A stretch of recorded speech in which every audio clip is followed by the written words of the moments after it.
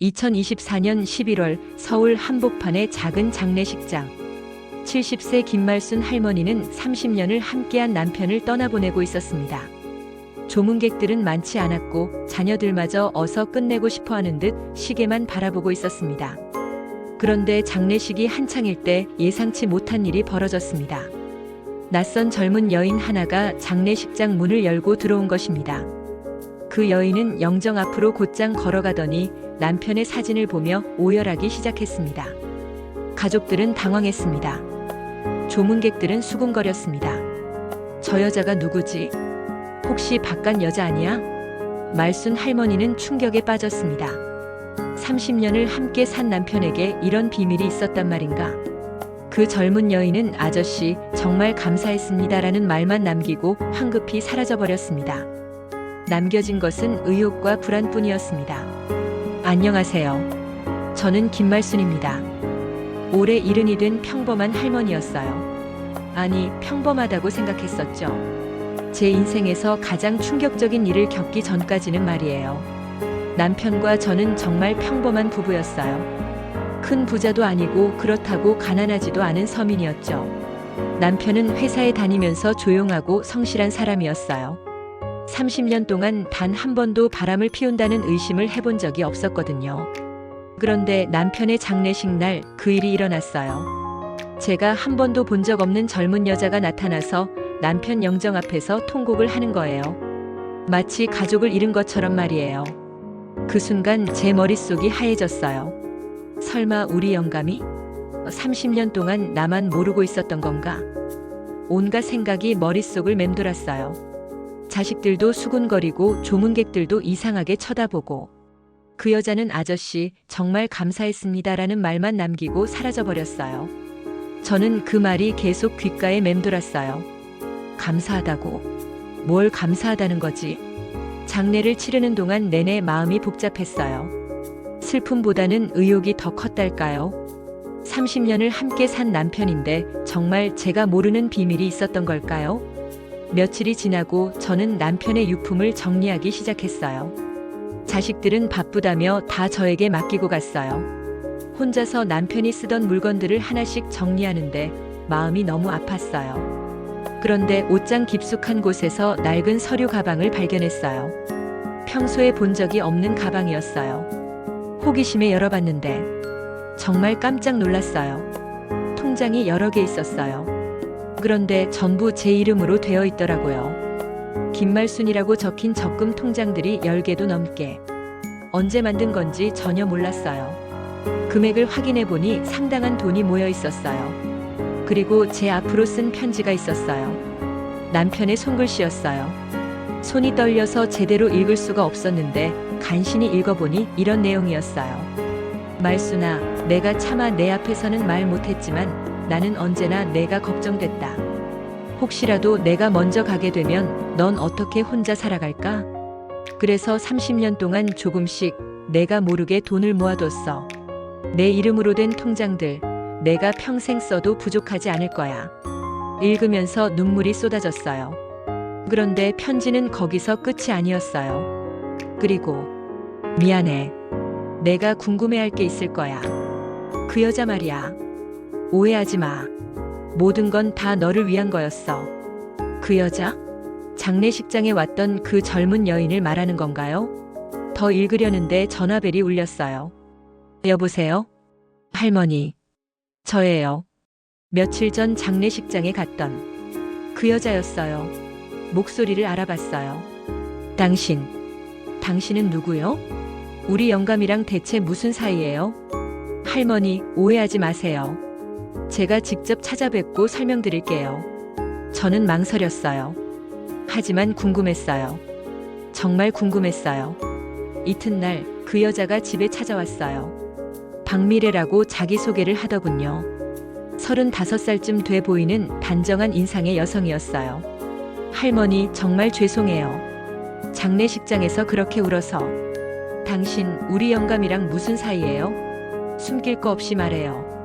제가 직설적으로 물었어요. 더 이상 궁금증을 참을 수 없었거든요. 그랬더니 그 여자, 미래 씨가 놀라운 이야기를 해주었어요. 저는 고아였어요. 20년 전 제가 15살 때부터 아저씨가 저를 도와주셨어요. 고아? 도와줬다고? 네.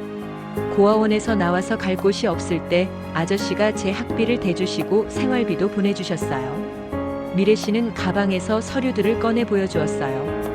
박미래 학비 지원 계약서, 매월 생활비 지원 내역. 전부 남편의 이름으로 되어 있었어요. 아저씨는 저뿐만 아니라 고아원에 있는 다른 아이들도 몰래 도와주셨어요. 매달 후원금을 보내주시고. 저는 정말 충격이었어요. 우리 영감이 그런 일을 하고 있었다니. 그런데 절대 이름을 밝히지 말라고 하셨어요. 가족들한테도 절대 말하지 말라고. 그럼 우리가 늘 돈이 부족하다고 할 때마다 할머니, 아저씨가 늘 말씀하셨어요. 내 와이프는 마음이 너무 착해서 이런 걸 알면 자기도 더 보태주려고 할 텐데 우리 형편으로는 무리다라고. 그 순간 모든 게 이해됐어요. 왜 남편이 늘 늦게 들어왔는지, 왜 가끔 피곤해 보였는지, 왜 용돈을 많이 달라고 하지 못했는지. 그래서 혼자서 밤늦게 아르바이트도 하시고 택시도 몰래 운전하셨어요. 택시? 언제? 할머니가 주무신 새벽 시간에 몇 시간씩 저희들 도와주시려고. 저는 그 자리에서 울음을 터뜨렸어요. 30년 동안 함께 살면서도 남편의 진짜 마음을 몰랐던 거예요. 제가 자고 있는 사이에 남편은 남몰래 선행을 베풀고 있었던 거예요. 저 이제 대학도 졸업하고 직장도 구했어요. 다 아저씨 덕분이에요. 그래서 이제는 할머니를 도와드리고 싶어요. 미래 씨의 말에 가슴이 뭉클했어요. 미래야, 네 할머니, 우리 가족이 되자. 영감이 그렇게 아껴준 내가 이제는 내 딸 같은 존재가 되면 안 될까?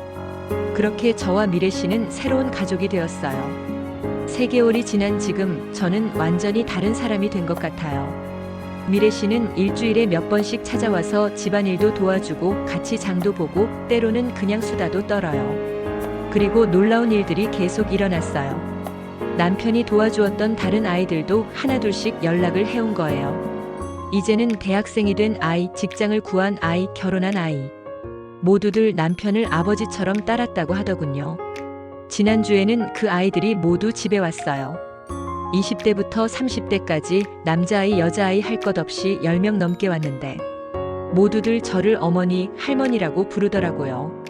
할머니께서 계셔서 아저씨가 더 든든하셨을 거예요. 아저씨가 늘 할머니 자랑만 하셨거든요. 저희들도 할머니의 손자, 손녀가 되고 싶어요. 그런 말들을 들으니까 정말 마음이 따뜻해지더라고요. 저는 이제 깨달았어요. 30년을 함께 살면서도 남편의 진짜 마음을 제대로 몰랐다는 걸. 그 사람이 얼마나 깊고 따뜻하고 넓은 마음을 가진 사람이었는지. 남편이 남긴 비밀은 불륜도 배신도 아니었어요. 그것은 가족을 향한 깊은 사랑이었고 이웃을 향한 따뜻한 마음이었어요. 그리고 그 모든 걸 조용히 묵묵히 실천한 한 남자의 아름다운 삶이었어요. 지금 저는 외롭지 않아요. 미래 씨와 그 아이들이 제게 새로운 가족이 되어 주었거든요. 그리고 무엇보다 남편이 저를 얼마나 사랑했는지 확실히 알게 되었어요. 때로는 남편의 사진을 보며 이야기해요. 영감아, 고마워. 나를 위해서 그리고 다른 사람들을 위해서 그렇게 애써줘서. 이제야 내 진짜 마음을 알겠어. 30년이 지나서야. 그리고 이렇게 다짐해요. 남편이 심어놓은 사랑의 씨앗을 제가 더 크게 키워나가겠다고. 미래 씨와 그 아이들과 함께 남편이 하던 일들을 이어가겠다고.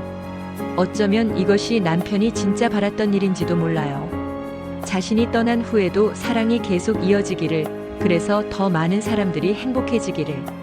여러분도 혹시 가족 중에 조용한 분이 계시다면 한 번쯤 관심 깊게 들여다보세요.